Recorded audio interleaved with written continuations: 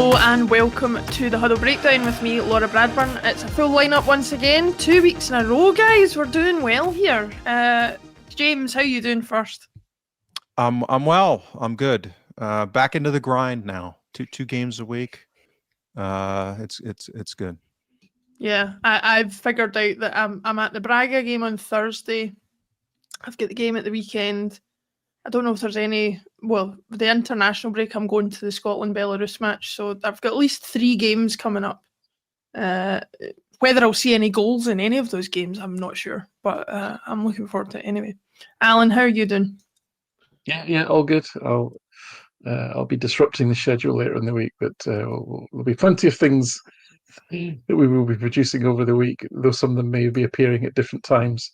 If we hadn't bloody had to play on a Thursday night, it really, not that anyone really cares about this, right? But it just really screws up our schedule because that's when we used to record the second extra time podcast. That's obviously gone to pot now. So anyway, our strategic planning was as good as the board's, apparently. Yeah, exactly. Yeah, and we were banking on Champions League schedules.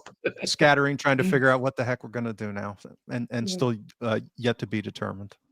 I don't think either of you two are the only ones bemoaning the scheduling, because I believe that game is a 5:45 kickoff local time. So I and many others are going to try and have to wangle our way out of work a little bit early to actually get there and get parked wherever you park and walk. And I think personally I'll be very lucky if I get there for kickoff. So people will probably think I'm staging a protest. I'm not. I'm just late. But that said, we will get to the Braga game later in the show. We'll do a little bit of a preview. Usually that gets kept for the later show in the week, but obviously, as the guys said, because of scheduling, we're going to try and cover a little bit of that in today's show, so you're getting a little bit of a bumper episode from us today. Having said that, we will concentrate on the Hibs match at the weekend, which finished 0-0. I'm sure everybody will know. Alan, I'll come to you first on that. Overall thoughts on the game, first of all, before we look at some of the individuals. Yeah, I mean, normally I watch a game and I'm either really happy or really sad, depending. And then I watch it again, gather all the data, and then I usually sort of settle kind of in the middle, either upper towards happy or in the middle, a little bit towards sad. This was slightly different. I kind of watched the game and was kind of feeling very chipper about it, and then when I watched it back, I didn't feel quite as chipper about it at all. Really, it was a bit more kind of less in the middle. But I think that's because expectations. I think expectations have been set, and listen, I don't think we're going to see sparkling football this season. I think we just need to get over that and just accept that is the way it's going to be, and therefore, in terms of expectations on performance, we're not going to see peak Angeball. We're not going to see even Rodgers sort of season 2.1, whatever it was. So because of just especially the what we've got to deal with up front, really, and the other ongoing midfield issues. But having said all that, this was clearly a pretty effective performance in terms of chance creation. I mean, 3 to 3 plus, whatever or somewhere between 2.5 and 3.5 xG, depending on who you believe. And certainly a massive XG differential suggests this is a game that, and I think I pointed out to somebody online, if Celtic posted these numbers in every game, we'd score 100 goals and get 100 points, right? So so I think we should be okay with that, right? So I don't think there's any need to be despondent about. Despondent is when you're drawing 0-0 and you're not creating hardly any chances, and you've got an XG of like 1. And it doesn't matter what their XG is at that point. You're not doing your job in terms of the attacking side of the bargain. So, but then I think there was also a lot of obvious things that were a bit depressing, like the impact of the subs being one of them, and just the struggles to see cohesion in a lot of the partnerships on the field, which is normal, right? We've switched a lot in different positions, so kind of a mixed bag, obviously. But I think on reflection, we kept, although the outcome was disappointing, if we continue to play that way, we should be fine. Really, domestically, I'm talking about.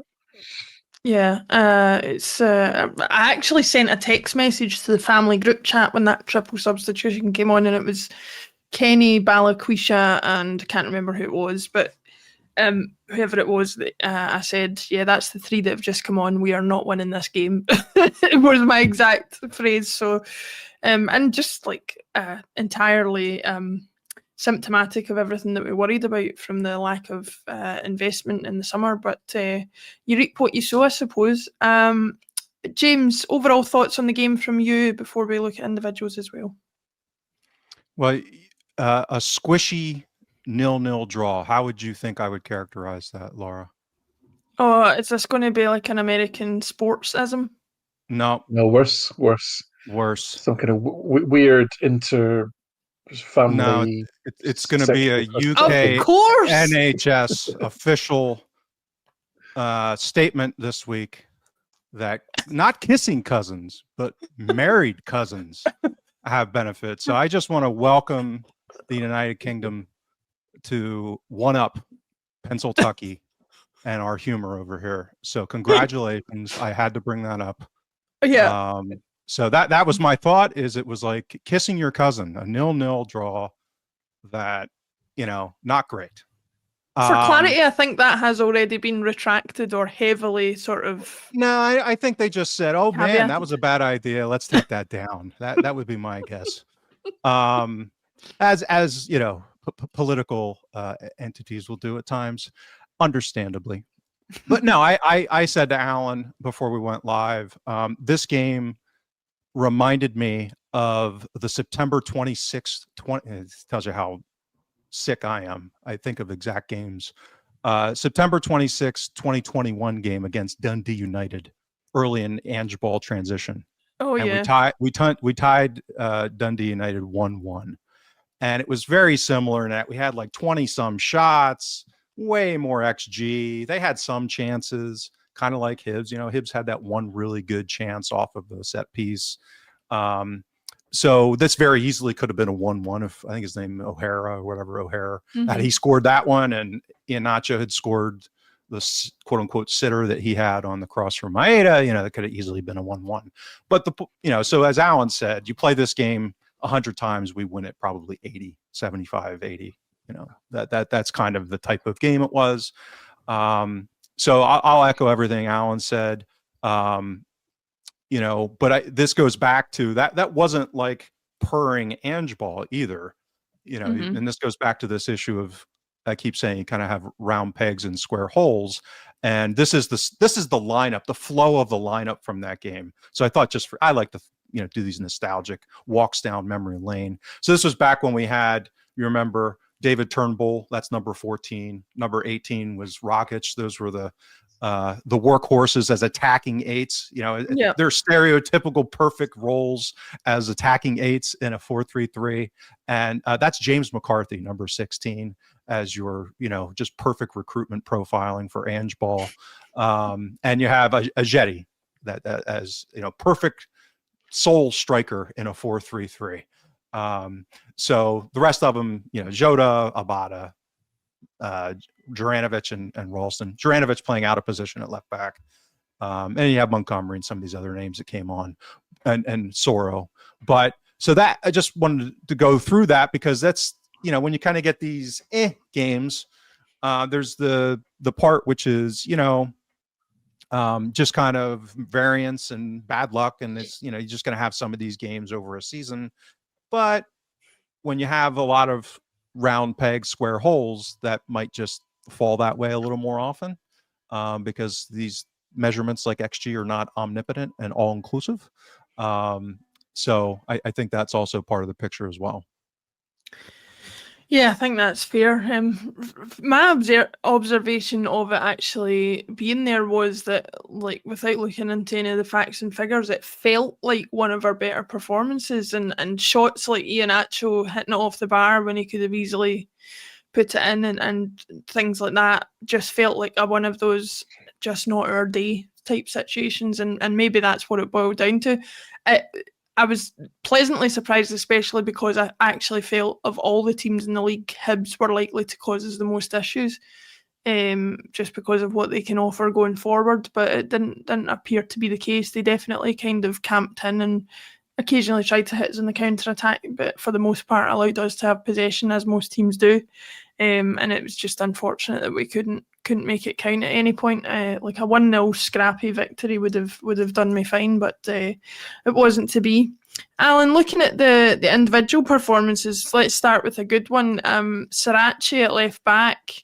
So it's unbelievable to say this, because I heard somebody saying that's both his and Tenecti's first games at Celtic Park, which you don't realise because obviously we've been away from Celtic Park for so long, the way the fixtures have lined up. But I thought he did a fantastic match. What did you think of his overall performance? Yeah, he's definitely one of the highlights. Played the full 90 minutes, first game at Celtic Park. And spoiler alert, he was my boy of the match. The stat pack is out, so you can dive into this a little bit. And first of all, if you look at his heat map, which is pinched from SofaScore there. So he's as you look at the screen, the direction of travel is imagine Celtic are attacking left to right. And you can see a very Greg Taylor-esque profile of inversion within the opposition half, especially, but also a lot of activity, parallel to and outside the box on the left-hand side. And I think it was his partnerships with Tunetki that were quite interesting. And as I said before with Saracchi, what I like about him is he plays everything, not everything. He plays a lot. Everything's at an angle, so his passing, his running, he doesn't run in straight lines. And we're going to come to another player in a minute who didn't have such a good afternoon, who in my view plays in straight lines up and down, whereas Saracchi, what I mean is he passes and he plays and he runs, he puts angles in the game. And I think this is one a sort of under analyzed part of football, is the difference between passing at an angle.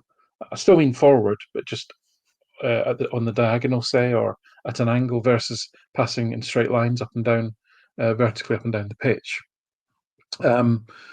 As I say, under-analysed aspect of the game, but I think it's more effective because it's harder to read, because essentially if you're passing at an angle, then you're giving a number of defensive players a decision to make as to whether they come out to maybe block the ball or follow a player or not. Whereas how fast is it going, etc. Whereas a straight ball is much easier to read. It probably only impacts one or two players on the opposition side as to make a decision as to whether do I go to it, or do I stand back, do I challenge or not. So I like that about him. But it wasn't all just sort of pretty patterns. There was an effectiveness to it. He had the highest passing score. His passing activity and receiving activity took 11 defenders out of the game, which was the joint most. He had the second highest expected assists as well, and he had the highest overall packing score also. And he was pretty accurate. 96 passes completed, 90% accuracy. So a very good on the ball. These are all kind of passing metrics. There was nothing, again, defensively. Hibs didn't play with wingers. They played a very rigid 5-3-2 zonal, which and then just tried to hit quickly and long when they did get the ball up to Bowie to sort of fight with the centre halves and hope that Boyle would just run onto something. That was pretty much their game plan. There really wasn't anything else to it. And there certainly wasn't really any wing play, and the wing backs were really more fullbacks and pushed right back onto the edge of the box. So again, he didn't have a lot of defending to do, so I can't really comment on his abilities in that regard. I mean, he is quite small and he doesn't look very fast, getting even more Greg Taylor vibes here. But he looks like a really, and again, unlike Taylor, he looks like a really good competitor. Like he's got all the sort of aggression that you would sort of stereotypically expect of a Uruguayan fullback. He has all that. And so and he's 27 years old, right? He looks like an experienced guy. He looks like he knows what he's doing. But the fact that he's come in and he's adapted his attacking game and his forward front foot game to be in tune with the requirements of playing for Celtic, I think is pretty impressive. And actually, on that performance, you've got to think he's got to give the manager a bit of a decision to make as regards that left wing, that left left back role, really. So impressive. Obviously, a lot more to come, a lot more to see, but he certainly was one that stood out. James, Alan raised a good point there about the fact that it's a good headache to give the manager, but certainly the manager will be given a headache in terms of who to select for that left back role. But I think what I'm encouraged by is the fact that we've got somebody who seems like a strong and adequate replacement for Tierney in the inevitable situations where he's not going to be available. Do you see him maybe getting even more game time because of the performances he's putting in, if it's ones like that he's putting in when he is asked? Yeah, I think it can't hurt, because a lot of these things are kind of on the margin. So, if you're kind of wobbling, do we rest Tierney or not on that weekend following a Europa League game or, midweek, not right now until probably the spring, but midweek or winter, midweek cup game, that kind of thing. Or when you start getting into the piling up of fixtures and the holiday season in December, et cetera, then you're more comfortable probably playing Saracchi than maybe otherwise if he continues like this. But I wanted to pivot a little bit towards what. So I'll echo what Alan said. I mean, they played very similar to like St. Mirren. I mean, that's kind of how they, it was almost like a St. Mirren blueprint with the 5-3-2 zonal, shelling the ball forward.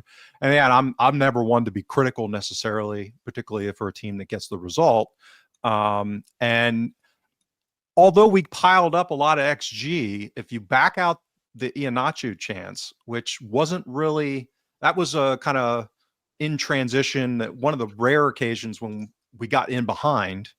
And, if you back that out, then you're talking about, from like a settled rest defense. It very much looked like an effective St. Mirren type of game where they scratch out a 0-0 or a 1-1 draw against us. So I'm not going to be critical about it, but I think part of the reasons why we were effective, or some of the players were effective, is because we went over on Thursday with Martin on the Thursday recording on Extra Time.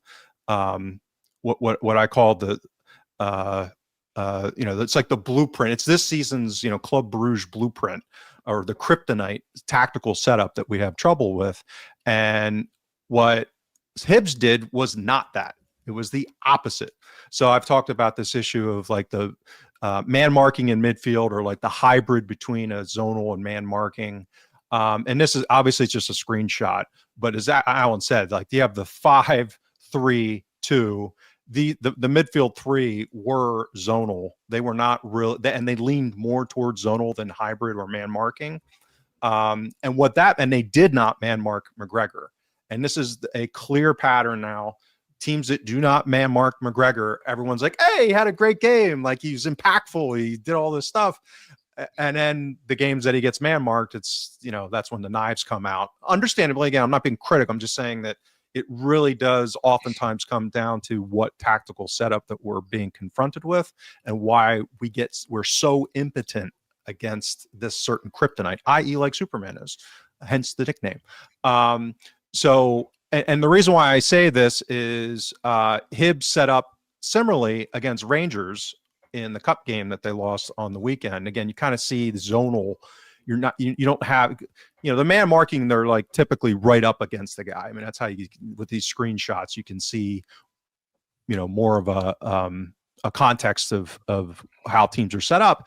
And again, Rangers are a positional, possession-based tactical setup, different than ours, but at least in the same neighborhood of how we play now under Martin.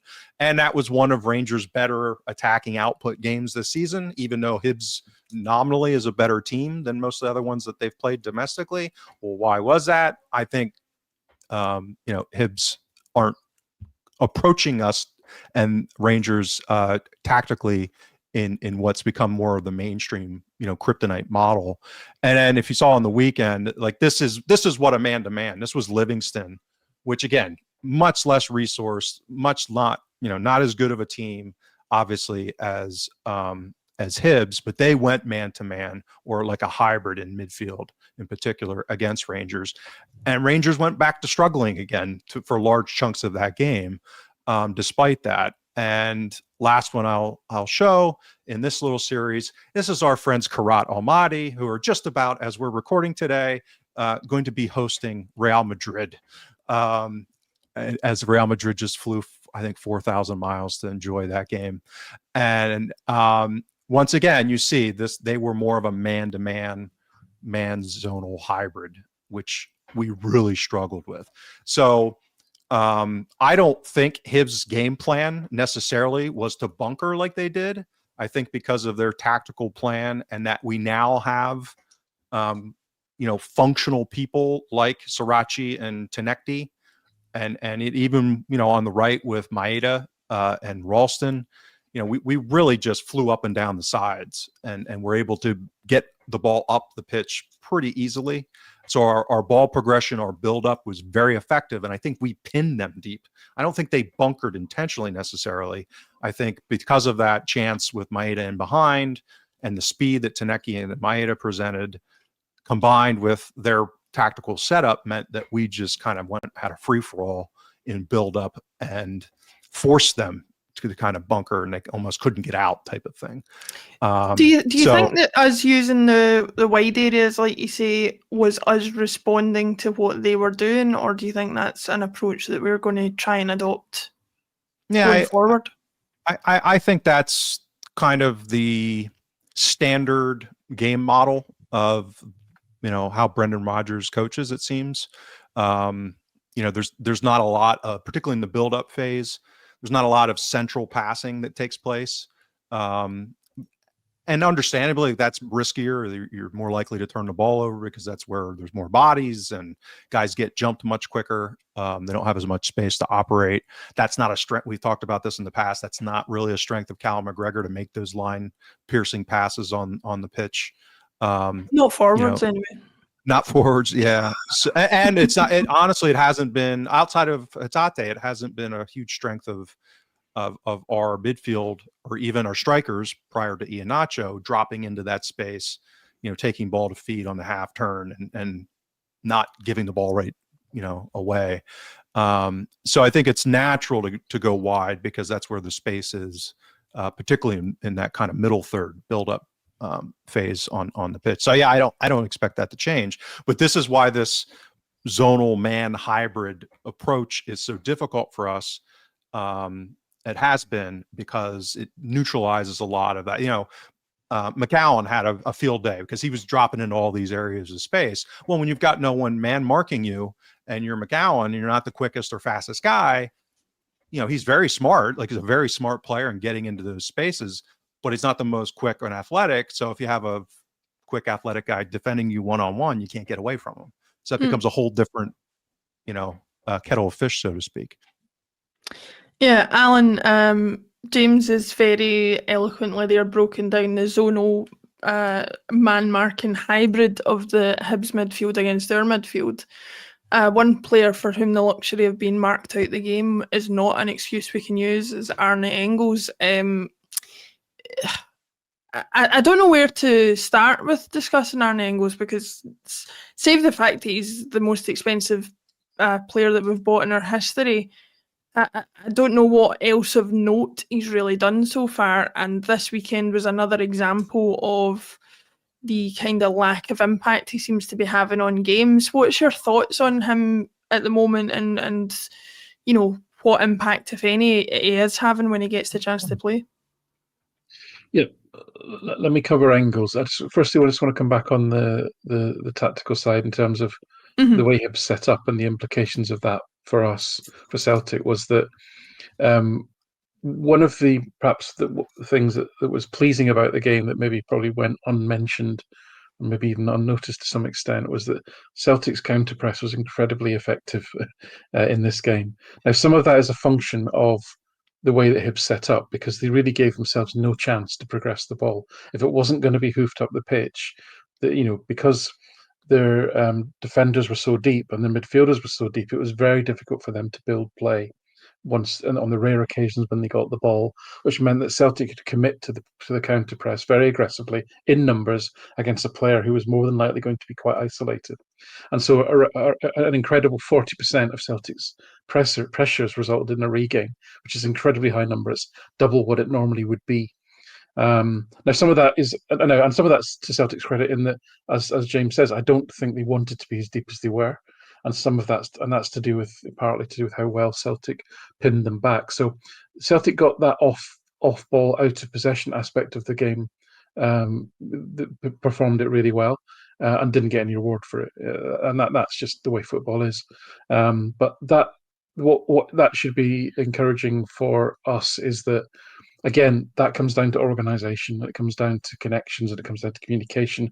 All of the things which are tricky when you're continually changing lineups and you've got lots of new players to integrate. So that should be a pleasing aspect of the performance. Is a long-winded way of saying we should be reasonably happy about that. Well, real quick, Alan, and that's, we've been advocating for a more dramatic shift to get more of these, round pegs and round holes potentially. But I suspect, this has been a core competency of Rodgers' teams going back pretty much his entire career, is that his teams are really good in this facet of play. And that might be part of the hesitancy in shifting things, is because they're so good at it. It's so well coached. It's so well drilled. There could be a fear of rocking the boat because this play is, even in Europe, that was a huge part of the success in the Champions League last season, was how good we were in that phase of play. Sorry to interrupt. I just wanted to reference that. Okay, and so to Engels, to your question then, I'll jog through some of the numbers really, and they're not impressive. I mean, he had a couple of shots on target, had the second highest XG. Great, okay, that was good, but really, in terms of his role as a creative midfielder, he's turned the ball over twice in bad areas, which is as many as anyone else. His pass completion rate was nearly the worst in the team, and again, that's okay if on the other end of that is a lot of pack passes and a lot of secondary assisting passes and a lot of chance creation, a lot of successful crosses. But he created one chance and he only completed 2 pack passes. So it's a low pass completion rate for no reward. So it doesn't seem like the ratio that you're looking for at all. And even pack receiving score 25 was one of the lowest. So he's not finding space in a zonal midfield where he's not being man marked. He's not finding space to receive the ball from his fullback or the centre backs or whomever. I mean, it's astonishing the difference when Nygren comes on. Carter Vickers is building the same relationship with Nygren as he had with Rogic, where they had an almost telepathic thing where Carter Vickers would steam the ball into the inside right channel and Rogic would be there. And that happened more than any other connection on the pitch. And then when you had Forrest on that side as well, and Rogic and Forrest had a telepathic connection, that was just really productive. And,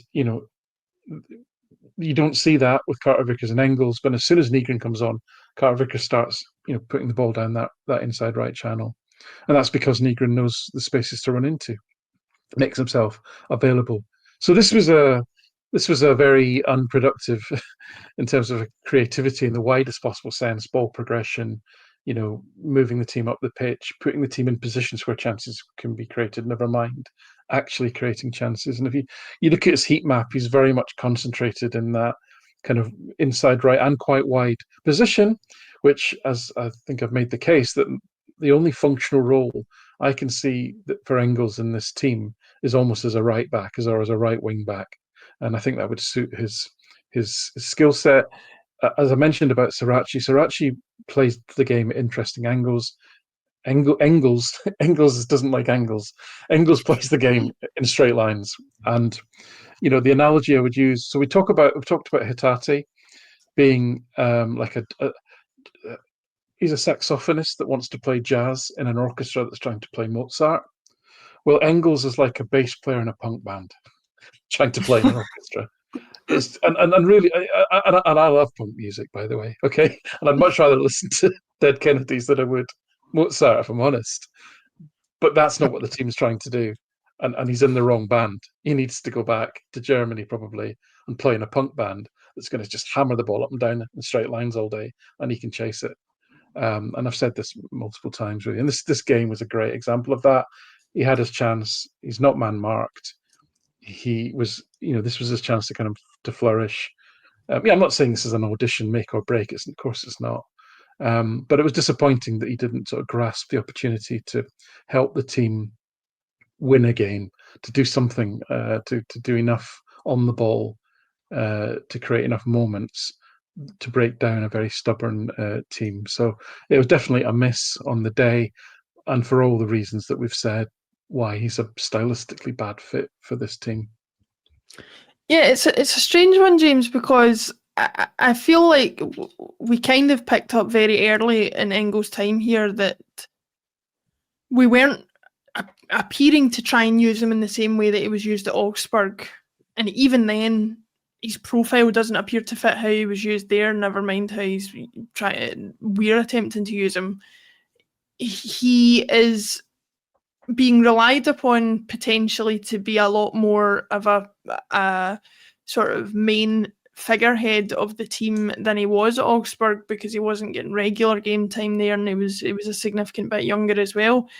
I'm just frustrated with, my main frustration with players, more than players who, I'll take a Maeda who balloons the ball over the bar 10 times a match, but is actually there trying to create something, over an Engels who I think I could easily miss the fact that he's even on the pitch. Where do you think we are with Engels in terms of what is it going to take for things to click here? Is it going to take a change of system? Is it going to take changing where he plays? Is that even a possibility? Apparently not.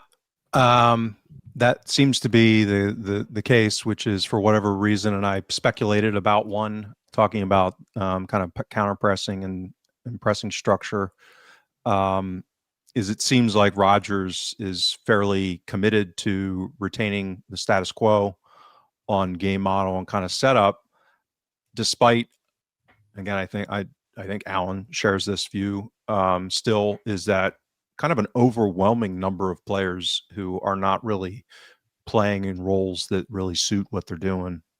Engels might be the poster child of that because of the scarlet, the albatross, I'll call it, around his neck with the cost and, the disappointment with what he's been able to produce, particularly in open play. That's really the issue here, is that for a Celtic midfielder to not have more attacking output given the role that he's been given. He's a decent to good set piece taker. Yeah, he's a good dead ball deliverer. Yeah, I think he's kind of in the same neighborhood of David Turnbull. Was similar in that regard. I mean, that was one of his superpowers at Celtic, was he was excellent at dead ball delivery, and I think Engels is kind of adjacent to him, plus or minus. So yeah, I don't think, and that's the fear now, depending on what's going on with Hatate, some combination of fitness and then concerns over disgruntlement continued with him and Maeda. And I would speculate, again, I mentioned this last week on Extra Time, it wouldn't be the craziest idea that the 4 Japanese players, none of which are probably all that thrilled with the club at the moment and recently, could be having discussions about that type of thing and relating about it. So who else is going to play there? I mean, if we're going to continue with this 4-3-3, who's going to be the left-sided attacking 8? It's either kind of him or McGowan. I don't think it's Bernardo. So I just don't see how he's going to thrive in that role. And it's not to say that he's not going to do anything positive. It's not that binary. It's just, I think we've got enough of a sample size now with him in these type of positional roles that it's just unlikely to be at a level that we need, again, to compete at the level that we really need to win the league again, potentially, but as importantly, we'll get into, compete against teams like Braga and kind of the higher level of teams aspirationally in Europe. Let's do that. Let's move on to Braga, who we're obviously facing on Thursday night in the second of our Europa League matches. The first one at home for this campaign. I think we face Sturm Graz at home again after this one. But Braga, James, I'll come back to you on that one initially. What is your findings on Braga and what we can expect to come up against on Thursday night? Because I have to say, beyond knowing they're a Portuguese team and therefore will probably be somewhere close to decent, I don't have a huge amount of knowledge of them. Well, they were in and are in kind of the core benchmarking peer group that I use, mostly within the context of analyzing Celtics player trading over time. But I'll touch upon that in a second, because I think, spoiler alert, I think Braga is really close to a peer in this general exercise, meaning that how the competitive dynamics manifest on the pitch, I think Braga is very close to us. And they're not, even if you look at things like ELO or like Opta's power ranking, like they're close enough to us that there's other, data points that suggest that they're that kind of peer group. But first, I created this called Financial Footprint, which basically just looks at where's Braga domestically within, and this is all in euros, by the way, except for, and I did it. This is an exercise. I always say that. So I've converted fiscal 2024 Celtic data, which is obviously in pound sterling, and used a 0.85 conversion rate to get it into euros. Okay. So this is not going to be precise depending on the time of day and month and week that you picked on those type of things. But I just, for comparison purposes, we're interested in accuracy, not precision here. So you can see how they fit relative to total revenue. They're a much smaller club. Like they're a firm, distant fourth compared to Sporting, Porto, and Benfica. Match day revenue, I mean, they're on an attendance basis, 15,500. I mean, they're more like, Hibs or Aberdeen or Hearts in that regard, from a footprint of like commercial opportunity. Now they get much more in TV revenue. The Portuguese TV deal is better, particularly for the bigger clubs than. I don't think they have a centralized one, but they're able to monetize better than what happens in Scotland. And you see that just average attendance. I mean, throughout the league, I mean, they're the fourth biggest club and they're getting 15.5. But even Porto and Sporting are, kind of 40,000.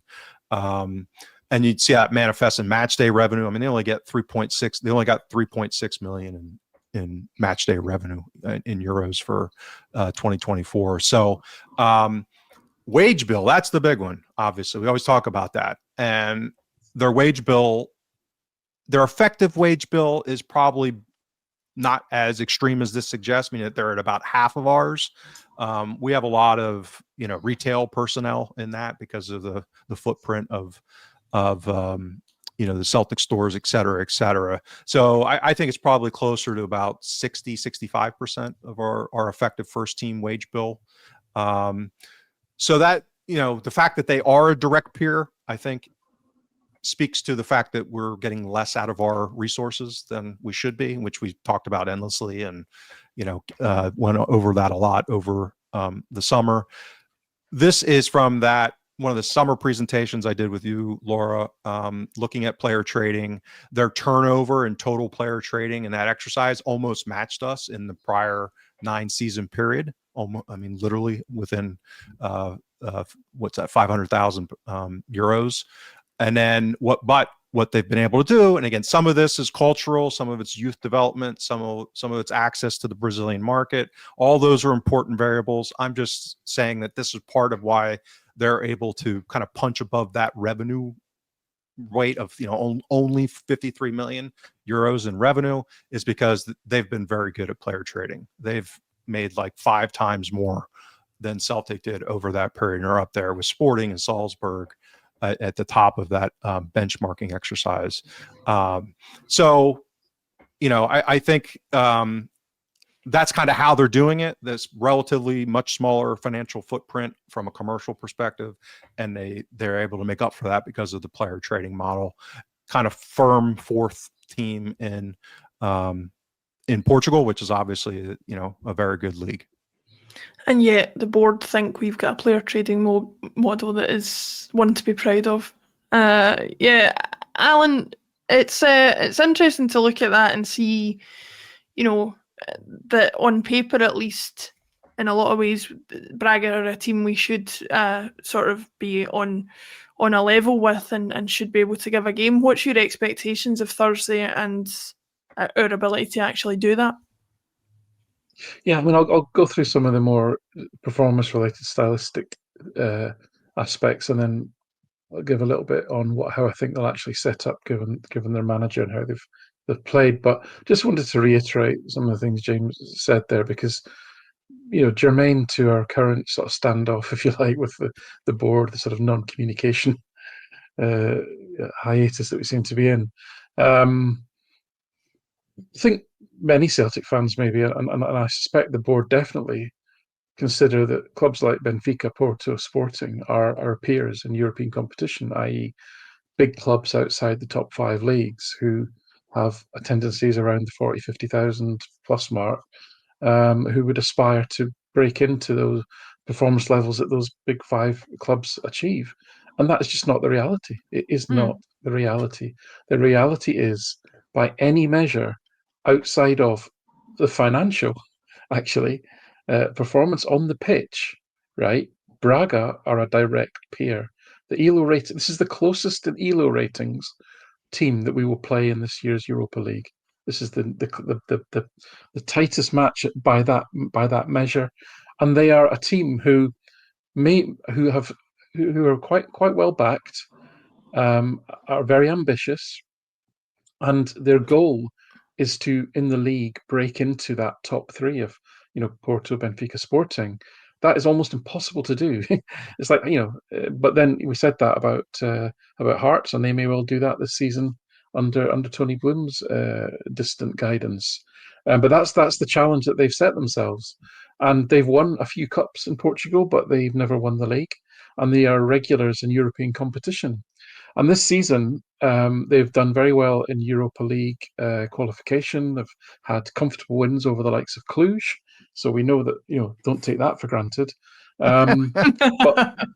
But they've struggled a little bit in the league. They're kind of, after, I think it's maybe 7 games, they're mid-table.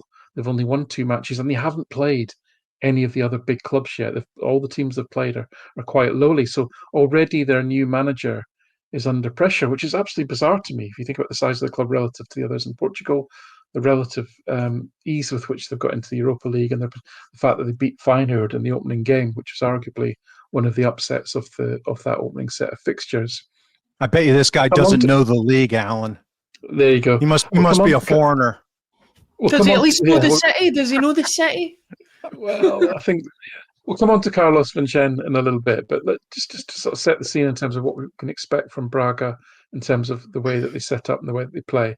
Now, I've tried to start doing this for the Scottish clubs, the opponents, mainly on a Thursday in the Extra Time podcast. Now, I don't have the depth of data for Portuguese teams. I've had to scrape this together, and it's quite what I would call superficial data.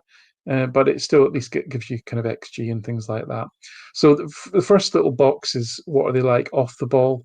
And one of the sort of standout features of them is that they are a very high pressing team when they're playing teams that they think they are stronger than, but not when they're playing teams that they are not stronger than. So I'll come into that sort of complexity a little bit later, and hence they don't actually put in a lot of tackles per match, and have the lowest fouls rate per game in the whole league. But that's because they've played all their matches against teams that they seek to dominate. Now, this I don't appreciate, by the way. This is completely counter to what I presented on the huddlebreakdown.com, which shows that the teams that press as high as they do and as aggressively as they do tend to commit more fouls. But that's on a possession adjusted basis, not on an absolute basis. So if we possession adjusted these fouls, their foul rate might actually be a lot higher, because they dominate. They're actually first in Portugal. Can you believe they actually have a higher possession rate than even Porto and Benfica, for example? So they pretty good in terms of winning the ball back in the final third. although they have been conceding a lot of chances, 8.5 xG. And that's, again, reiterate, that is against quite lowly teams that they've played so far. If you look at them on the ball, they're fourth, even though I think I can't remember now exactly position, maybe 10th, something like that, mid-table, 9th, 10th in the league, but they're fourth overall for XG, for number of shots on target, for the number of big chances they create. They have more possession than anyone else in the team. They've completed more passes than any team in the Portuguese league. They average around 26, 24 sort of long balls a game, which shows that they do mix it up. And they're second for in terms of the accuracy of their crossing, and they're third in terms of number of touches in the box. So I think they've suffered defensively, and maybe they've not been good at defending the transition.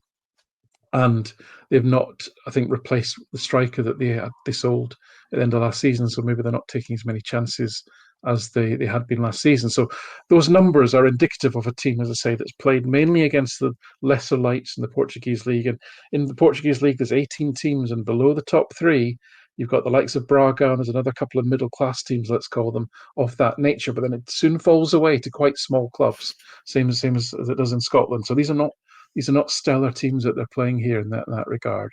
I just want to pick on another couple of features of their play here. So the next one is I scraped this off of Data MB, and that just gives a little profile which kind of just reiterates in more graphical form some of the points I was making here. This is a team that is incredibly pressing orientated.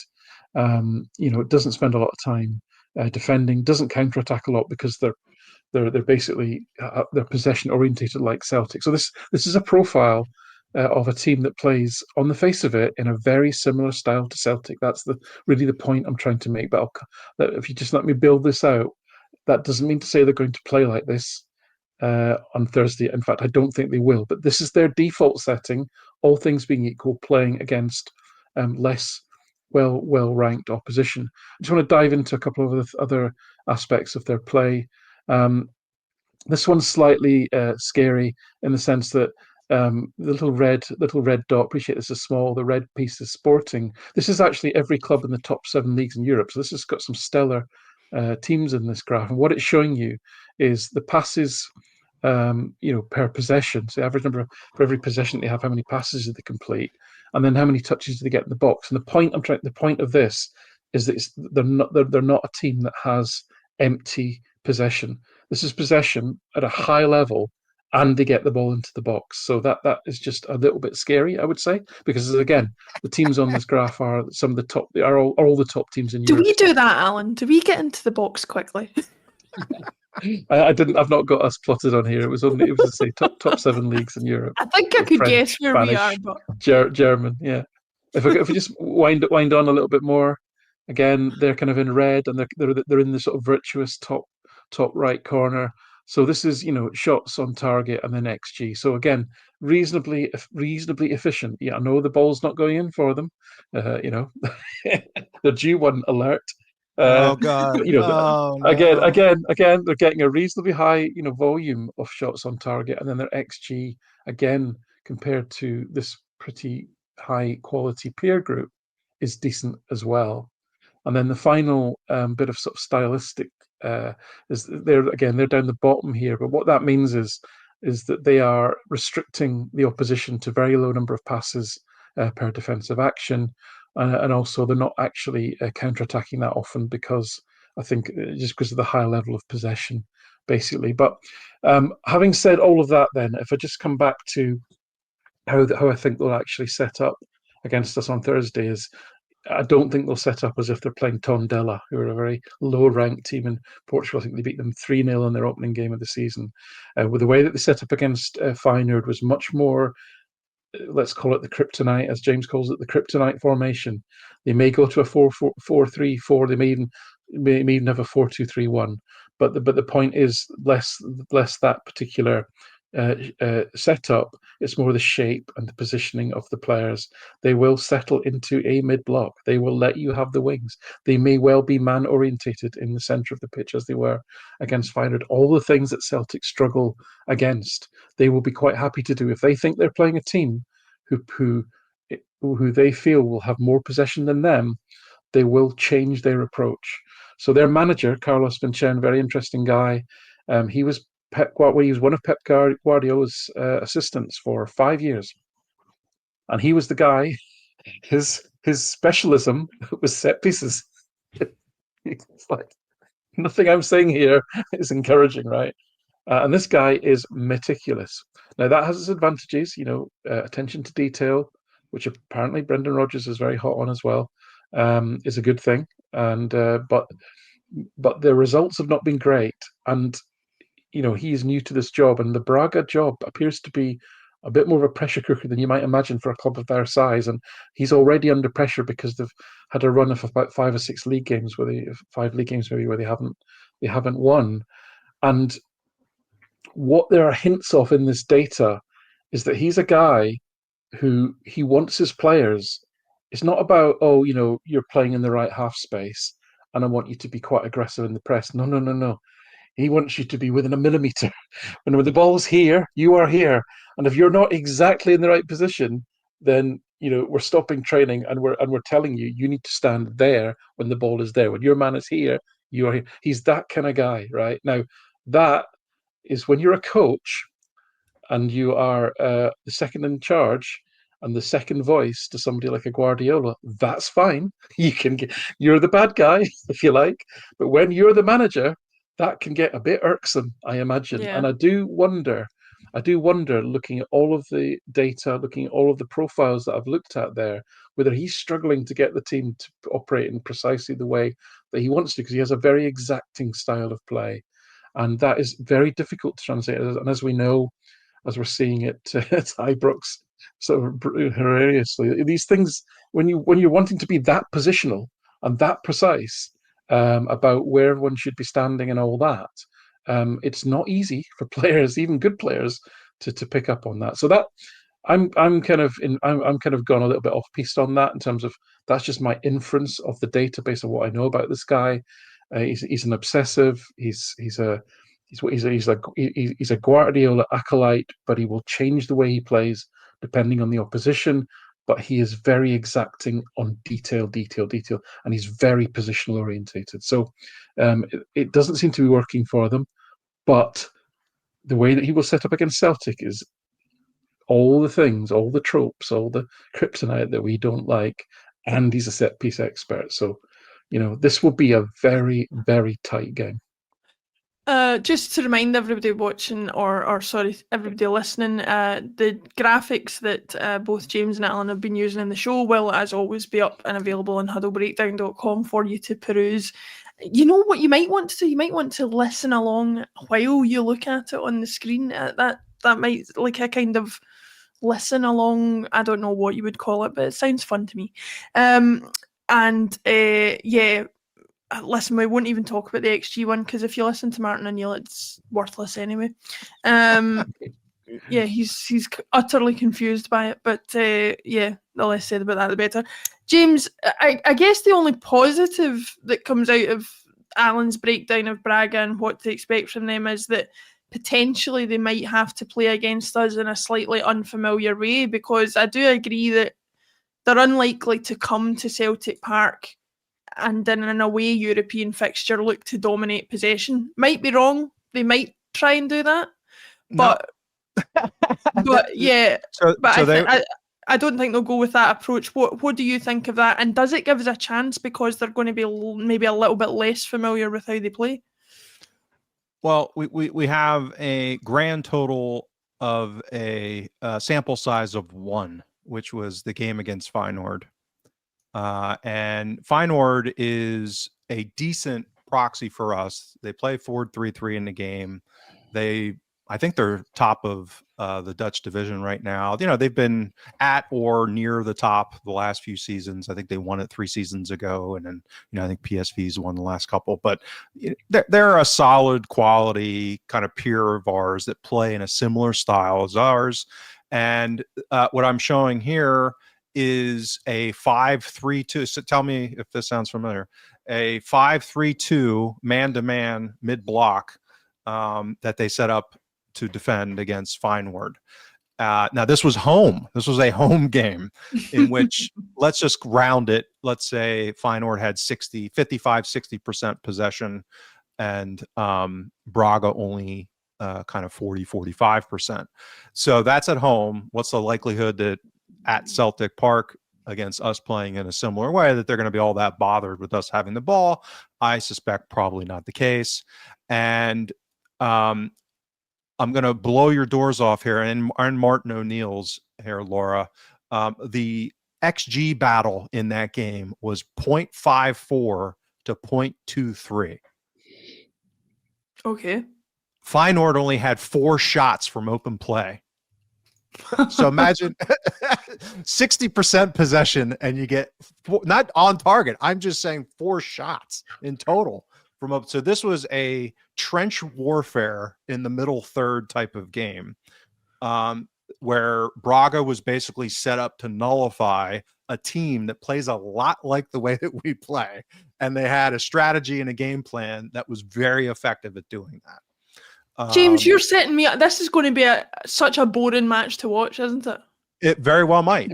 Possibly. Now, having said that, this is football, and it, knowing us, it'll end up being 5-4 and one of the best games of the, and Lagerbielke, who by the way is playing right center back for them and in this back three. Oh, he's going to score from a set piece. I know it. He's going to score a header. I'm telling you. Well, that'll get him even. Didn't he score against Feyenoord? Ironically, he did. Yes, he did.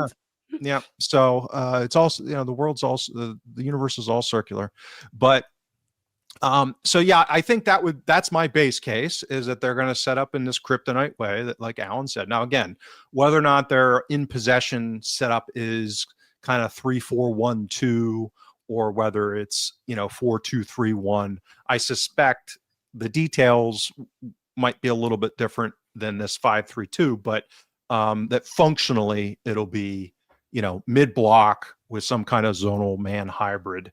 The other part is that they were fairly direct in this game. So they were trying to play it on the counter. They were playing, when I say direct, they weren't playing long, but they were getting, when they did win the ball back, they were trying to go fast, try to, hit Feyenoord quick on the break, not necessarily going long. And why is that important? Because they have some good players. Like, this is, again, this is not, this is not even like a Midtjylland. These guys, this is a team probably like a notch above like a Midtjylland as far as baseline and quality of talent. So they can do some damage. And if you throw in the potential for set piece issues, and I just so happened, like, I didn't plan this at all. I just found out before we went live that their manager is the ex guru at Man City in set pieces. But it just so happens that my weekly column that went out on Monday was about how we're struggling on set pieces so far this season. Not saying that it's like in perpetuity, but just it is what it is so far, is that our and I know that's like a perpetual thing that supporters for all clubs complain about. And certainly it's been one for Celtic perpetually, and with good reason at times, by the way. I'm not saying that we've been great on set pieces all the time, but this has been particularly bad start to the season. So yeah, I think, we always talk about, and I always like to use my cross sports analogy with boxing, and styles make fights. And this is one of those where I think that the style matchup could be problematic for us. Could be an absolute slobber knocker, as they might say. I would go for that if it was like guys just standing in the middle of the ring beating the crap out of each other. I'm thinking more like Floyd Mayweather fighting himself and just everyone falling asleep.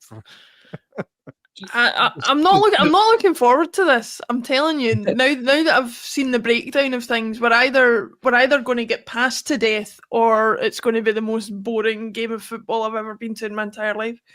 But encouraging nonetheless. Something that kind of will resonate with the Hibs game a little bit, though, is what another feature of Vicenza is the way he sets up when he's playing against teams that he thinks are maybe superior in possession. They're very compact as well, which meaning the spacing between the lines is not huge, and he'll be getting his ruler out.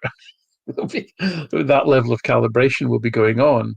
As we saw with Hibs, though, that lends itself to Celtic. If they can counter press effectively, it will be difficult for Braga to get out if that is the way that they go. If they sit in a little bit and then they're they're very highly compact. Can they? Although they will go vertical and they will go early, and do have the capability in the players to do that. It's really, can you spring from the edge of your own box in that sense and actually launch an attack without, giving the ball away on the counter press? So that's where I think Celtic have to be really on point in this game. We might not think that Celtic are superior. You might think that actually, why not have a go? But that might that would be interesting. Yep. If it's true, the pressure that he's under, that tends to make coaches a little bit more conservative as a rule. And what Alan said there, I mean, to me, that's the potential recipe for the tanks to break up the trench warfare in the middle third, which is us getting in behind, and they are somewhat vulnerable to counter press. So, and because we're so good at that, I could see us, although we've kind of struggled to do it because of some of our issues in midfield and even in the forward line.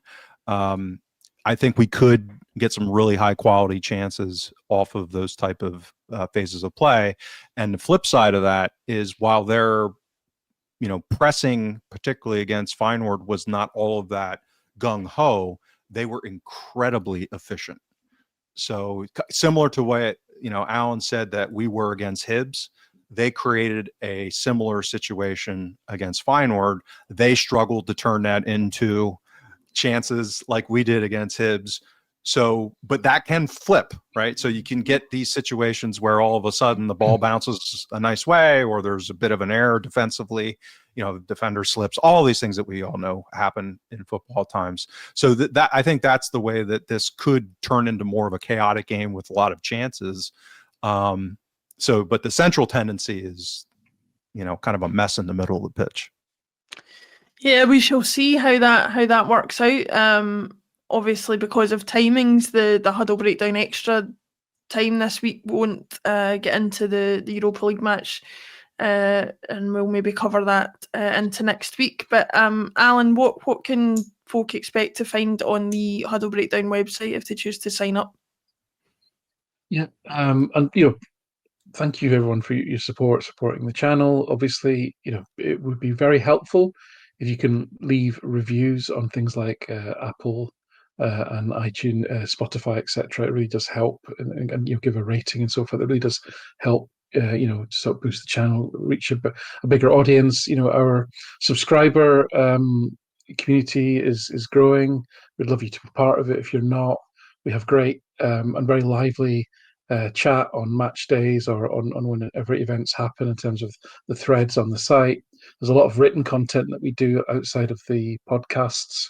You also get to enjoy that as well. There's all sorts of little specials like on refereeing, and I've started to do this sort of expected points league as well. James does a lot of work on player scouting, etc. So there's a lot of written stuff, a treasure trove of things. I hope people think on the site that if you're a subscriber you would also get access to. But if you just enjoy the podcasts, please tell people about it. Give us a rating, give us a like on YouTube or what have you. Tell your friends, that'll be great. And this week we'll be busy. Obviously, we will have. I suspect we'll have an after match.